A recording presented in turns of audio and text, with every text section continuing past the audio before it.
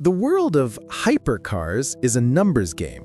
0 to 60, top speed, horsepower, a loud, flashy, and ultimately shallow competition for bragging rights. But in a secret, climate-controlled garage, hidden somewhere in the Japanese mountains, an engineer known only as the Ghost was playing a different game. He was not a businessman. He was a philosopher who spoke in carbon fiber and titanium. He believed that a car should not be a product to be sold, but a satori, a moment of perfect, unrepeatable enlightenment between man, machine, and the laws of physics. His rule was simple and absolute. He built one car per year by hand. Each one was a unique, unnamed masterpiece, a physical manifestation of his learnings from the previous year. He used materials that made even Formula One teams seem conservative. A chassis woven from a single piece of graphene-infused carbon, suspension components 3D printed from a single crystal of titanium.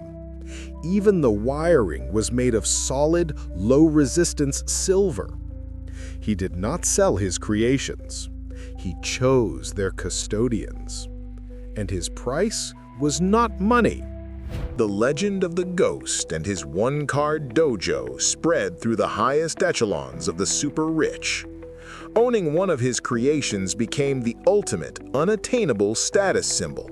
It meant you were not just rich, you were chosen.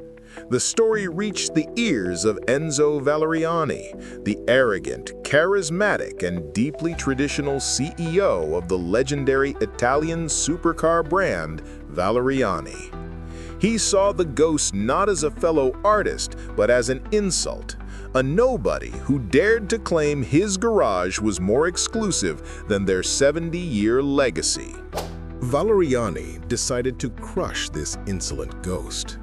He sent a representative to the Ghost's hidden garage with an offer that was more of a command. An offer to buy his technology, his designs, his very name, for a number so large it was almost meaningless. The Ghost received the representative in his silent, white garage. He listened to the offer, a multi-billion-dollar proposal that would make him one of the richest men in the world. He did not speak. He simply picked up a small, perfectly polished river stone and a calligraphy brush. He painted a single Japanese character on the stone and handed it to the representative. The character read, "Soul." It was the quietest and most devastating no in corporate history. Valeriani, enraged by the silent rejection, took it as a personal declaration of war. If he could not buy the Ghost, he would bury him. He poured $100 million into a new, secret project at Valeriani, codenamed the King. Its sole purpose was not to be a good car, but to be a fast car.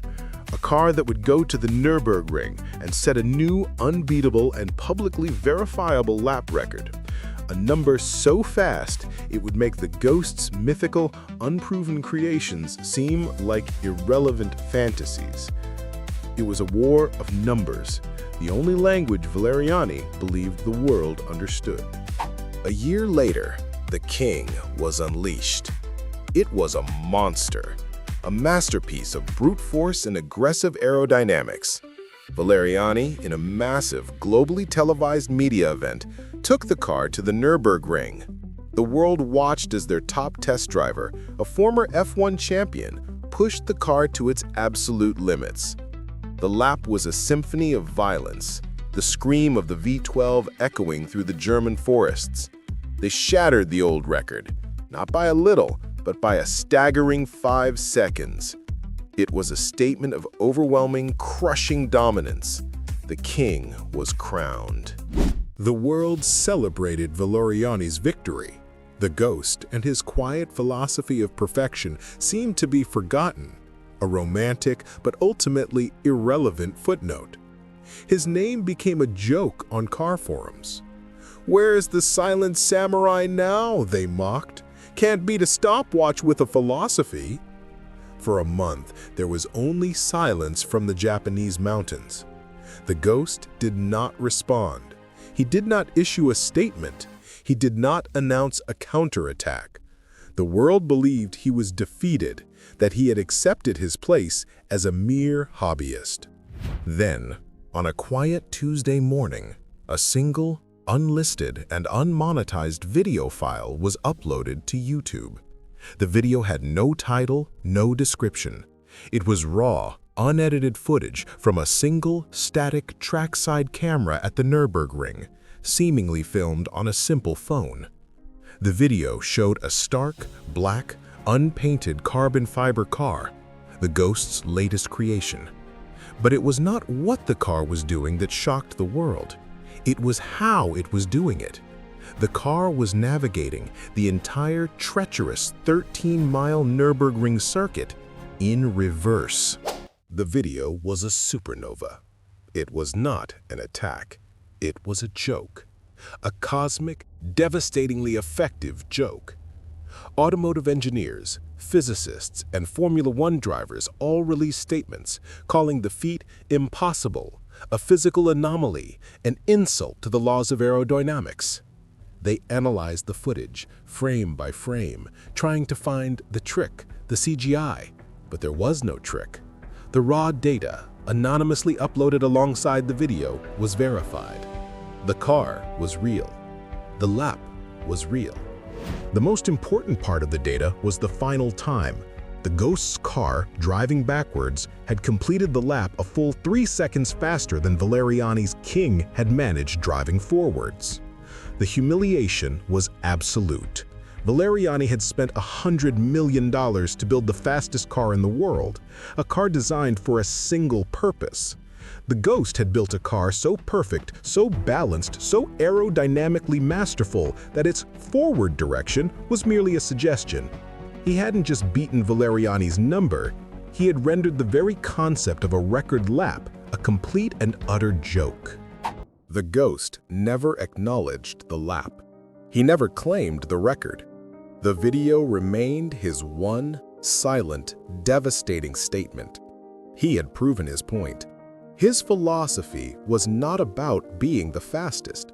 It was about achieving a state of such perfect balance and aerodynamic harmony that fast was simply an effortless, inevitable byproduct, regardless of the car's orientation.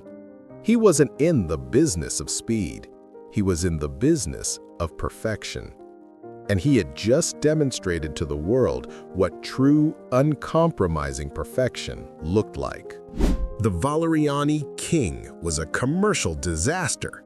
It was now a global symbol of brute force arrogance defeated by elegant genius. Enzo Valeriani, publicly humiliated, was forced to step down as CEO. The automotive world had been turned on its head. The race for meaningless horsepower numbers was suddenly over. A new race had begun. The race for balance, for efficiency, for the kind of holistic, Zen-like perfection that the ghost had just demonstrated was possible. He had not just won a duel, he had started a renaissance. The legend of the reverse lap elevated the ghost from a myth to a god. His single, unpainted, handmade car was no longer just a hypercar, it was a philosophical statement, a piece of kinetic art.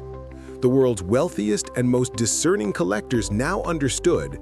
They did not just want to own his car, they wanted to understand his philosophy. The waiting list for his one car a year grew from hundreds to tens of thousands. He could have become the richest man in the automotive world. He could have built a factory, a brand, an empire. But he did not change his rule. One car per year by hand. He continued to choose his custodians not based on their wealth, but on a single cryptic criterion, their answer to a single question he would pose each year, questions that had nothing to do with cars. Describe the quality of silence after a snowstorm. What is the perfect balance between chaos and order? What have you built with your own hands that has a soul? He was not looking for a buyer. He was looking for a kindred spirit. His influence became a silent gravitational force. The industry, humbled and inspired, began to change.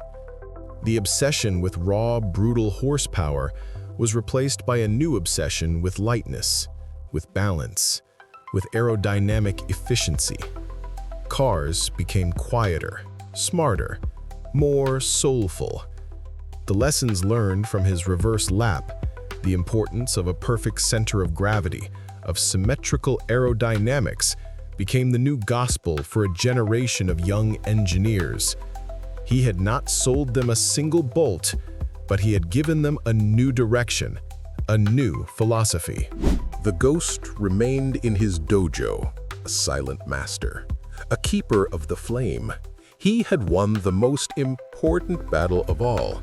He had not just proven his car was better, he had proven his idea was better. He had reminded a world obsessed with numbers that the ultimate performance is not a number on a stopwatch, but a feeling, a connection, a perfect, fleeting moment of oneness between a human, a machine, and the road. The cars created by the ghost became known as the unobtainables. They were rarely seen, almost never sold, passed down from one chosen custodian to another like sacred relics. Each one was a time capsule of his philosophy in a given year. To see one in motion was considered a once-in-a-lifetime event, a fleeting glimpse of mechanical perfection. They were not status symbols for the rich. They were legends, whispered about by those who truly understood the art of the automobile. And what of Enzo Valeriani? After his public humiliation, he did not just retire, he vanished. Years later, a journalist tracked him down. He was not living in a luxurious villa. He was living in a small, simple, and beautiful monastery in the Italian hills. He had given up the world of numbers and markets. He spent his days in the monastery's workshop, not building engines, but painstakingly and with quiet devotion, restoring antique wooden furniture. He had, in his own way, finally found the soul he had once mocked. The ghost's story became the ultimate parable of the creator. He was the man who built the fastest car in the world, only to prove that speed was not the point. He built the most desirable objects in the world, only to prove that ownership was not the goal. He was the ultimate engineer who became the ultimate artist, the man who understood that the purpose of a perfect machine is not to dominate nature, but to achieve a perfect, harmonious, and fleeting dance with it. He was the samurai who forged a perfect sword, not to win a war, but to demonstrate the meaning of perfection itself. He taught us that the ultimate form of victory is not to crush your opponent, but to perform an act of such undeniable, transcendent mastery that the very concept of a competition